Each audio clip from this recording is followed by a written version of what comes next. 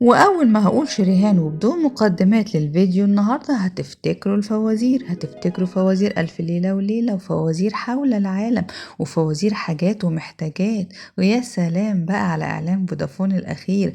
يلا بينا نتكلم عن شريهان واحكي لكم الحكاية والحدوتة من البداية للنهاية. يلا بينا.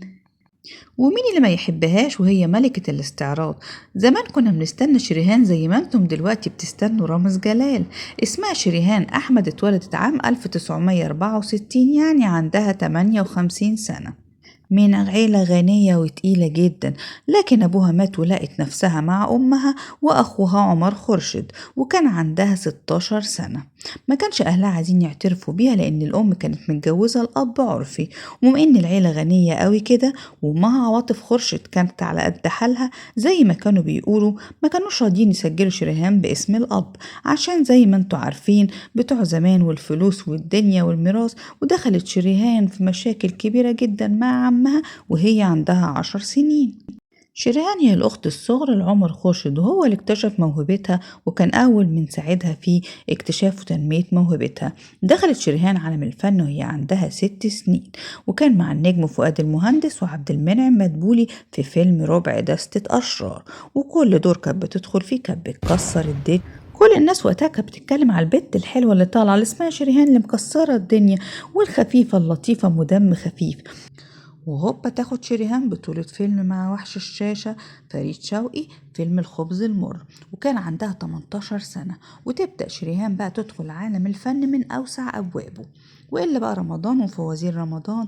وكان رمضان يعني شريهان ويعني نيلي، 10 سنين بتقدم الفوازير على أتم ما يجب. بس الحياة مش على طول هتفضل وردية، وتيجي بقى الصدمة الكبيرة لشريهان وهي موت أخوها عمر خورشيد. وعمر خورشيد كان بالنسبة لها حاجة كبيرة قوي، ويموت عمر خورشيد في حادث سير مدبر من صلاح نصر وصفوة الشريف. هسيب لكم الرابط بتاع الفيديو بتاع عمر خورشيد في صندوق الوصف. وتتدبر له حادثة مروعة ويروح عمر خورشيد، وترجع شريهان بس بعد وفاة عمر خورشيد بفترة كبيرة. وده لأنها كانت معتبرة عمر خورشيد هو الأخ والأب وكل حاجة في حياتها، لحد ما تيجي الحادثة الكبيرة اللي كلنا عارفينها واللي اتعرضت ليها شريهان. وهنا بقى هنقف عند 3 روايات، وانتوا بقى اختاروا الأقرب لقلبكم. أول رواية هي حب علاء مبارك الشديد ليها، كان بيموت فيها وبيحبها موت، ولما رفضت منه الجواز قال ازاي ان تستعصى عليه واحدة في الوقت ده. كنا عارفين علاء مبارك وقوته وجبروته. فما رفضت ان هي تتجوزه دبر لها الحادث دوت. الحادث كان على طريق مصر اسكندرية، وشريهان ادى شملت بمعنى الكلمة، يعني كانت طالعة منه ما فيهاش حتة سليمة. اتدبر لها الحادث دوت، والله أعلم بقى مين اللي مدبره. أما الرواية التانية فبتقول إن سوزان مبارك عملت كده ورمتها من الدور السابع في شقتها في اسكندرية، وبعد كده خدوها وحطوها في العربية عشان يبقى اسمه حادث سير مروع، لكن الحقيقة الله أعلم. أما السيناريو التالت هو رجل الأعمال حسام أبو الفتوح، لما زوجته كانت حاسة إن في علاقة بينه وبين شريهان، وطبعا ده ما كانش حاصل تماما. فقالوا إن زوجة حسام أبو الفتوح دبرت هذا الحادث، وجابت بعض من البلطجية وأجرتهم عشان يضربوا شريهان في شقتها، وبعد كده ياخدوها على الطريق، طريق مصر اسكندرية، ويبقى برضو كأنه حادث مروع. إنما الحقيقة فين فالله أعلم. وسافر شريهان على باريس 3 سنين تتعالج بعد ما كانت في حالة سيئة جدا، ووصفت الفترة اللي كانت مريضة فيها بأنها كانت أصعب فترات حياتها، وكانت بتقعد بالشهور نايمة على ظهرها مش قادرة تتحرك، مش قادرة تتقلب يمين ولا تتقلب شمال، وطبعا شيء صعب جدا. بس على مين، شرهان رجعت لهم وأحسن من الأول. مش بس كده كمان، دي شاركت في مسرحية شارع محمد علي عشان توصل الرسالة وتقول لهم إنها ما وقعتش وإنها وقفت وقامت تاني على رجليها.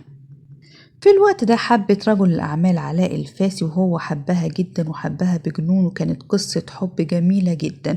لكن علاء الفاسي من حبه ليها كان خايف عليها ومش عايزها تنزل تشتغل في أي حاجة، وكان رافض إن هي تنزل تعمل مسرحية شارع محمد علي، وقال لها يا بنتي انتي صحتك ما تستحملش دلوقتي التنطيط على المسرح. طبعا شريهان رفضت الموضوع ده، وكان في دماغها رسالة عايزة توصلها إن هي رجعت وأحسن من الأول بعد ما قالوا إن هي مش هتقف على رجليها تاني. الحقيقة إن المسرح محتاج مجهود فعلا، وكل يوم استعراض يعني مش كلام عادي، يعني استعراض وشغل وتعب كتير، وكان جوزها خايف عليها لا تتعب تاني. لكن برضو أصرت شريهان إنها ترجع وبقوة، وفعلا عملت مسرحية شارع محمد علي، بس كانت اتطلقت من علاء الفاسي لأنه كان رافض نزولها للشغل بأي شكل من الأشكال. وعملت شريهان مسرحية شارع محمد علي اللي برضو كسرت الدنيا وأثبتت للعالم كله والكل اللي كانوا مدبرين لها الحادث إن هي بنت قوية وقامت على رجليها مرة تانية. إيه بقى لما حصل الطلاق بين شريهان وعلاء الفاسي، كان الصدر الحنين لشريهان هي إسعاد يونس، لأن هي كانت بتربطها بيها علاقة صداقة شديدة جدا. إسعاد يونس في الوقت ده كانت متجوزة من علاء الخواجة رجل الأعمال برضه، وكانت صدرها الحنين وكانت بتروح تفضفض لها وتحكي لها هي وجوزها. ومع الوقت حصل ارتياح ما بين شريهان وعلاء الخواجة زوج إسعاد يونس.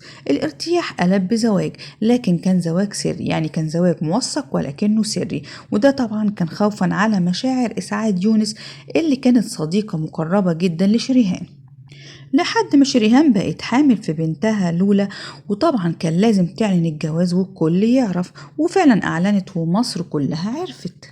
وفي الوقت ده دقت طبول الحرب بين إسعاد يونس وشريهان، وطبعا إسعاد يونس رفضت في البداية وقالت لا، دي ما حصلش إن هي اتجوزت علاء الخواجة، دي بتكذب وكدابة، وطبعا ما حصلش وأنا زوجته الأساسية وزوجته الأولانية.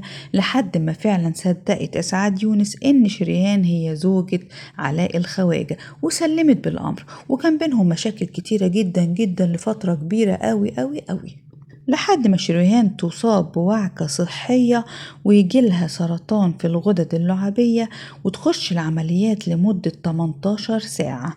وطبعا يعني العملية كانت صعبة جدا والمرض كمان صعب جدا، وكان محتاج مؤازرة من كل اللي حواليها. ونفاجأ ان الأول واحدة كانت بجانب شريهان هي الفنانة الجميلة إسعاد يونس، ما سابتهاش ولا لحظة، بل كانت بتساندها وبتدعمها لحد ما شريهان قامت على رجليها تاني وخفت من سرطان الغدد اللعابية. في الوقت ده سنة 2002 قررت شريهان اعتزال الفن، لحد ما رجعت بإعلان فودافون اللي كان في رمضان قبل اللي فات، والإعلان كان 3 دقايق لكن كان إعلان هايل جدا، إعلان شياكة وصوت وجمال زي ما تعودنا على شريهان. الإعلان عرضها للتنمر، لكن ما زالت وتظل هي شريهان أيقونة الفوازير وألف ليلة وليلة الجميلة وملكة الاستعراض. وبكده بنكون لخصنا حياة شريهان في 8 دقايق بالظبط. يا رب يكون الفيديو عجبكم، وما تنسوش اللايك والاشتراك في القناة عشان تكونوا دايما أول الناس اللي تشوف الفيديوهات بتاعتي لما تنزل. بشكركم وسلام عليكم.